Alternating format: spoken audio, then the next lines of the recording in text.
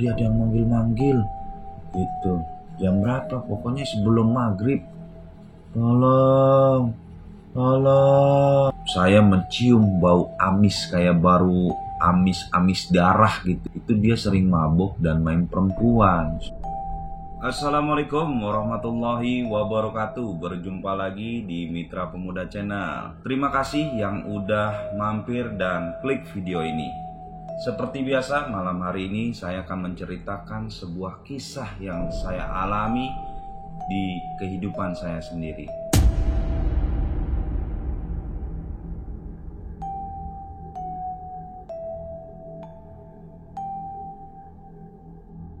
Kejadian ini di tahun 2011, sahabat channel. Alhamdulillah, istri saya melahirkan seorang anak. Dan melahirkan, alhamdulillah, dikasih kelancaran oleh Allah Subhanahu wa Ta'ala. Ketika itu saya dan istri, sahabat channel, membuka usaha yaitu di daerah Serang, sahabat channel. Cuman kebetulan karena sang istri ini mau ditemani lahirannya di Jakarta dekat sama ibunya, jadi akhirnya kami lahiran di Jakarta, sahabat channel. Setelah lahiran sampailah 40 hari, sahabat channel. Jadi mitosnya katanya setelah 40 hari barulah sang bayi ini atau anak saya boleh dibawa keluar dari rumah gitu, sahabat channel. Menurut informasi yang saya dapat dari sesepuh atau orang-orang tua lah yang sudah lebih dulu mempunyai anak, sahabat channel. Nah, akhirnya setelah 40 hari saya dan istri saya putuskan untuk kembali lagi ke tempat usaha saya di Serang, sahabat channel. Setelah saya kembali itu, sahabat channel, saya cobain dulu gitu anak saya yang masih bayi, yang berumur 40 hari ini bisa nggak tinggal di kios gitu, sahabat channel. Sesampainya di Serang, ya kan, disambutlah sama warga-warga sekitar kios yang saya tempati buat usaha, sahabat channel. Jadi yang punya rumah gitu, tinggal di kios sama istri sama anak, sahabat channel. Baru seminggu selang anak saya tinggal di kios, sahabat channel, anak saya udah gak betah gitu. Udah gak betah, sahabat channel. Karena kios itu kan di pinggir jalan. Di pinggir jalan ya banyak debu gitu kan, lalu lalang kendaraan gitu. Dan setiap mau tidur tuh jadi kaget. Dan saya sebagai sang ayah tuh gak tega. Akhirnya saya putuskan buat cari kontrakan gitu, sahabat channel. Saya cari keliling gitu kan. Ya kalau bisa yang dekat dari kios yang saya buat usaha. Setelah nyari gitu, banyak kontrakan tapi yang bagus-bagus, sahabat channel gitu. Cuman waktu itu uang saya belum cukup, akhirnya agak masuk ke dalam sedikit gitu. Saya dapat ada 5 petak yang kosong tuh di tengah, sahabat channel. Yang kosong di tengah, yang 2 dari kanan udah terisi, 2 dari kiri itu udah terisi. Jadi saya posisi di tengah-tengah. Setelah saya mendapatkan informasi, ternyata yang punya rumah ini tinggalnya ya beda berapa desa lah gitu. Beda 2 desa lah gitu. Akhirnya saya dikasih tahu alamatnya gitu kan. Cuman saya perhatiin gitu, ketika tetangga ini saya cuman senyum doang kan. Tetangga yang di situ pandangannya kayak ya mungkin pandangannya tuh kayak beda ya, mungkin baru kenal ya. Akhirnya setelah itu saya balik lagi ke kios gitu kan. Saya ngabarin ke istri saya gitu kan, sambil gantian saya gendong anak saya yang baru berusia 40 hari sahabat channel. Saya ngomong udah saya DP-in kontrakannya, gimana gitu kan. Bagus, murah gitu. Besok harinya tuh saya putusin ya udah buat pindah ke rumah Pak Haji yang punya kontrakan, saya lunasin. Dan hari kalau nggak salah tuh hari Sabtu apa Minggu kita pindah. Udah pindah, saya bolak-balik pakai motor ngangkutin barang. Udah sebagian udah sebagian beres gitu kan. Terpaksa kios tuh hari itu tutup gitu. Pindah, udah malamnya saya karena kita muslim ya udah kita yasinan dulu lah, selamatan dulu sendiri aja dulu gitu kan. Nah udah besok paginya akhirnya saya berangkat setelah seharian full saya berberes sekalian pindahan. Besoknya saya berangkat lah. Jadi posisinya udah tenang nih sahabat channel. Kita udah dapat kontrakan, istri juga enak ngurus anaknya, saya juga mau usaha juga enak. Saya buka pagi-pagi dengan penuh semangat nih sahabat channel. Dagang gitu kan, alhamdulillah di hari itu rame sahabat channel. Ketika waktu maghrib gitu ada panggilan dari istri saya gitu kan. Saya angkat. Halo? Iya Neng. Cepetan pulang cepetan pulang. Kenapa cepetan, ada yang manggil-manggil di kamar mandi. Kaget. Astagfirullahaladzim, kaget. Buru-buru saya tutup tutup kios gitu sahabat channel. Saya tutup kiosnya. Buru-buru saya langsung iniin motor ya kan. Buru-buru saya nyamperin istri kan. Di tengah perjalanan tuh maksudnya ada yang manggil gitu sahabat channel. Ya udah saya sampai rumah. Nah posisinya anak saya tuh nangis, kejar banget sahabat channel, nangis. Saya assalamualaikum gitu kan, tadi ada yang manggil gitu. Jam berapa? Pokoknya sebelum maghrib, detik-detik mau maghrib. Manggilnya gimana? Tolong. Keluarga sebelah kali, tetangga sebelah kali, atau tetangga kiri. Enggak, dari kamar mandi yang manggil. Ya udah, akhirnya saya ke kamar mandi, saya liatin ya kan. Dan sambil saya baca-baca, nggak ada apa-apa.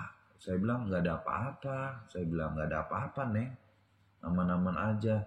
Kamu nggak dengerin, tadi ada yang manggil gitu kan. Ya udah, daripada saya ribut ya udah gitu. Akhirnya maghrib itu ya udah saya nggak balik lagi ke konter, saya putusin. Ya udah, akhirnya saya ngaji lagi lah gitu, jadi penasaran kan gitu. Saya ngaji lagi itu udah. Cuman posisi di kamar gitu, antara di ruang tamu sama kita mau masuk kamar ya sahabat channel, itu panas gersang hawanya gitu. Jadi tidur tuh udah pakai kipas angin gitu ya sahabat channel. Dulu saya belum pakai AC gitu, pakai kipas angin itu masih gersang lah, panas banget hawanya tuh nggak nyaman gitu. Biarpun ada ventilasi udara gitu dari jendela kaca gitu, nggak aman.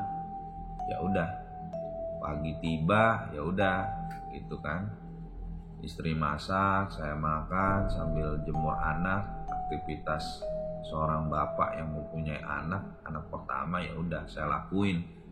Berangkatlah saya ke counter lagi, buka usaha lagi itu. Mudah-mudahan saya berdoa sambil nengok ke anak istri saya, mudah-mudahan nggak ada kejadian apa-apa lagi, saya bilang gitu kan. Begitu hari kedua menjelang maghrib, saya lihat teleponnya gitu kan. Baru saya liatin, aman nih kayaknya gitu kan. Begitu saya geletakin di estalase kaca gitu sahabat channel, baru berdering. Saya angkat lagi.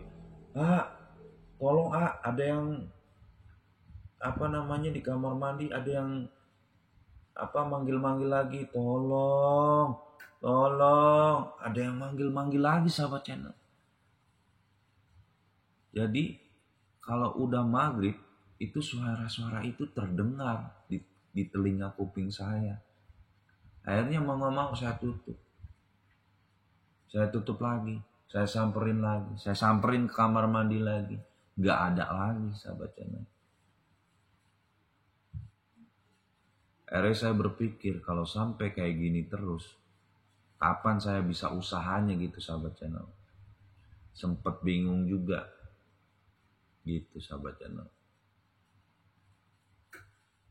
Hari ketiga, hari keempat, sampai 2 minggu. Jadi saya jualan tuh ya udah tutup maghrib. Bahkan sebelum maghrib saya tutup gitu. Saya tutup. Semenjak 2 minggu selama di situ gitu sahabat channel. Jadi kalau saya ke kamar gitu, saya udah kunci pintu kamar gitu sahabat channel. Jadi kalau pintu kamar tuh kayak agak renggang gitu ya sahabat channel. Nah itu tiba-tiba ketika saya tidur, ketika saya tidur ya sahabat channel, itu katanya dari selah pintu yang paling bawah sahabat channel, itu kayak orang melihat sosok bayangan yang lewat di sela-sela pintu itu. Langsung bangun istri saya, ada yang lewat, ada bayangan lewat. Saya buka pintunya, mana nggak ada, mana halusinasi aja. Jadi jadi gimana, istri saya itu jadi parno sendiri gitu sahabat channel. Dan saya cuman merasakan ya di situ gersang gitu. Ya udah, akhirnya udah tidur, saya bilang di kamar kan, udah saya paksain tuh di dalam kamar. Kalau memang ada bayangan, wah berarti ini nggak aman nih sahabat channel. Akhirnya saya jagain tuh istri dan anak saya di dalam kamar sahabat channel. Udah pada tertidur terlelap karena penjagaan saya. Baru saya mencium bau amis, kayak baru amis darah gitu, darah segar kayak orang motong ayam gitu sahabat channel. Saya cium, kok bau gitu kan, bau apa ya kan. Gak beberapa lama, apa yang dikatakan istri saya bahwa di sela-sela pintu bawahnya itu istri saya tuh melihat sosok bayangan yang lewat. Akhirnya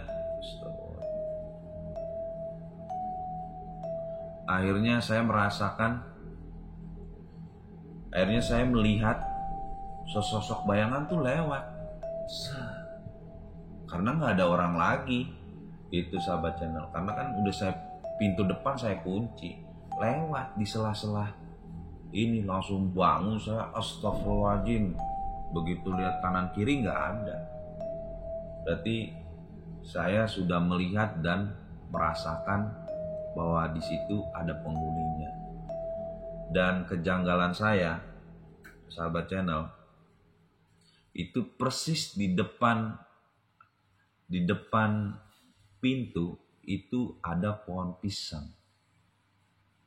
Ya lumayan besar lah sahabat channel. Cuman di kanan kiri saya tuh nggak ada pohon pisang. Cuman di depan pintu saya aja. Cuman kebetulan itu lahan orang lah. Begitu kita pintu, jadi ini jejer 5. Cuman kayak ada kayak gang gitu. Terus ada pembatasnya udah lahan orang gitu. Selama 2 minggu sahabat channel itu ya udah saya tutup counter ya sebelum maghrib. Kadang jam 5 saya saking khawatirnya istri dan anak saya, jam 5 saya udah pulang. Cuman kalau kita jualan counter tutup jam 5 itu nggak mencapai target gitu. Akhirnya saya diskusi sama istri apakah kita pindah gitu kan. atau gimana gitu. Akhirnya iseng-iseng saya mau tutup jam 5, saya muter lagi cari kontrakan lagi gitu. Dapat lagi, nah saya tanyain tuh, dan suasananya agak ke dalam tapi rame dan deket masjid, sahabat channel. Ya udah, mungkin ini nggak terlalu sepi, terus juga dekat masjid juga. Akhirnya saya pulang 5:30 gitu kan, saya kabarin ya udah kita pindah lagi aja gitu. Ada dekat masjid, suasananya katanya kalau habis maghrib pengajian, sering masjid ini aktif, sering diadakan pengajian. Ya udah, akhirnya saya putuskan buat pindah lagi. Akhirnya saya ngontrak di situ 2 minggu. Setelah saya memutuskan untuk pindah, ketika pindahan gitu kan, nah ditanyalah sama yang punya tanah di depan tuh, sahabat channel, yang punya pohon pisang gitu. Pindah lagi mas gitu. Iya pak gitu, soalnya ya mohon maaf ini gitu kan, selama 2 minggu tuh istri saya tuh kayak ada yang manggil-manggil di dalam WC gitu, jadi ketakutan. Anak saya juga ketika maghrib itu kayak kejar terus gitu. Terus kata bapak yang punya lahan di depan, iya dek, kemarin waktu adek mau nanya-nanya mau DP, saya ngeliat, saya lagi di kebun sebelah sana, saya lihat adek lewat itu. Feeling hati saya, wah ini mau ngontrak nih gitu. Memang ini kontrakan ini udah kosong 1 tahun gitu, udah kosong 1 tahun dan gak ada yang nempatin lagi. Saya mau bilang takutnya ngalang-ngalangin rezeki orang gitu, karena ini kan yang punya Pak Haji. Sebenarnya kontrakan ini kosong selama 1 tahun, jadi kontrakan ini bekas pembunuhan. Dia bilang astagfirullahaladzim, pantesan. Jadi diceritain tuh sama Pak Haji itu, sahabat channel. Jadi ada supir angkot ngontrak sama istrinya, sahabat channel. Cuman supir angkot itu, kalau yang sering-sering kejadian waktu itu ada kepolisian setelah pembunuhan, itu dia sering mabuk dan main perempuan, sahabat channel. Diceritain sama Pak Haji. Nah ketika itu menurut kejadian di TKP, jadi si sang sopirnya itu pulang dengan keadaan mabuk gitu, sahabat channel. Dalam keadaan mabuk, diketuk pintu dengan nada yang cepat buka gitu. Ya udah dibukain dong sama sang istri. Di dalam nggak beberapa lama itu terjadi keributan gitu, terjadi cekcok lah, dan kanan kirinya tuh ngedengerin gitu kalau terjadi cekcok mulut lah. Nah informasi kejadian saat setahun yang lalu, jadi si supir ini tuh ditusuk perutnya, sahabat channel, sama istrinya. Jadi ketika malam itu pulang, cekcok besar, sahabat channel. Terus katanya si sang sopir itu mau berhubungan karena udah emosi istrinya itu gitu, sakingnya mabok, dia nggak sadarkan diri, langsung ditusuk, sahabat channel, perutnya sebanyak 2 kali tikaman, sahabat channel. Kenanya itu di ruang tamu. Dan ketika menusuk 2 kali, sang istri pun mencuci tangannya, sahabat channel, di kamar mandi gitu. Mencuci di kamar mandi. Akhirnya Dia buka pintu pelan-pelan, akhirnya dia melarikan diri, sahabat channel. Gitu. Dan paginya tetangganya yang dari sebelah kiri kan mau lewat. Nah, itu darah si sang sopir itu ngalir lewat sela-sela pintu yang di bawah. Pas mau berangkat kerja gitu kan, ngeliat, lah kok ini ada darah ngalir di depan pintu gitu. Penasaran kan, takutnya ada apa-apa. Dia berhenti gitu, dia ketok pintunya. Ternyata istrinya tuh ngunci dari luar. Posisinya, sahabat channel, dibawa kuncinya. Karena mungkin udah rasa takut ketahuan. Akhirnya dipanggil tuh orang yang pertama kali ngeliat darah lewat pintu itu, dipanggil lah. Akhirnya orang yang lihat darah itu manggil lah kanan kirinya gitu kan. Pak, ini ada darah, Pak. Panggil ketua RT-nya. Akhirnya keputusan RT itu udah didobrak. Akhirnya didobrak tuh. Udah dobrak aja. Menurut cerita Pak Haji. Dobrak aja. Dobrak akhirnya. Didobrak. Nah, itu pas buka gitu kan, dengan rame-ramenya orang, dengan astagfirullahaladzim, ternyata si sang supir ini udah meninggal, sahabat channel, dengan luka tusuk, 2 tusukan, 2 tikaman lah, sahabat channel. Nah, akhirnya disitulah RT dan warga melaporkan kejadian itu ke polisian gitu. Singkat cerita, yang saya dengar menurut Pak Haji itu istrinya ketangkap gitu. Jadi sekarang sudah dipenjarakan. Jadi takutnya saya mau bilang deh itu, takutnya menghalangi rezeki orang, karena kan kontrakan itu udah lama nggak diisi. Saya langsung bilang, iya Pak Haji, saya selama 2 minggu itu, waduh, merasainnya tidur nggak nyenyak, anak nangis terus gitu Pak Haji. Jadi ya udah saya putusin buat pindah gitu. Saya bilang, ucapin, aduh makasih Pak Haji gitu, makasih infonya, ini juga udah dibilangin. Iya, kemarin saya ngeliat, cuman saya kalau mau bilangin takutnya nggak enak lah, namanya orang ngontrak gitu kan, terus takutnya menakut-nakuti gitu. Dan salahnya saya juga nggak nanya-nanya dulu, karena ya udah butuh gitu.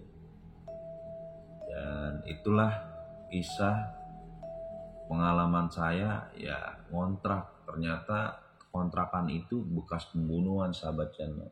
Dan diambil hikmahnya gitu, kalau kita memang mau nyari tempat atau kontrakan itu sebaiknya tanya dulu historinya, bekas kejadian apa gitu ya. Mudah-mudahan tempatnya baik gitu, tidak mengalami, sahabat channel, kejadian-kejadian yang seperti saya. Itu aja sih, sahabat channel. Dan terima kasih sahabat channel yang udah selalu dukung channel ini. Jangan lupa subscribe, like, comment, and share. Mungkin itu saja. Terima kasih. Wassalamualaikum warahmatullahi wabarakatuh.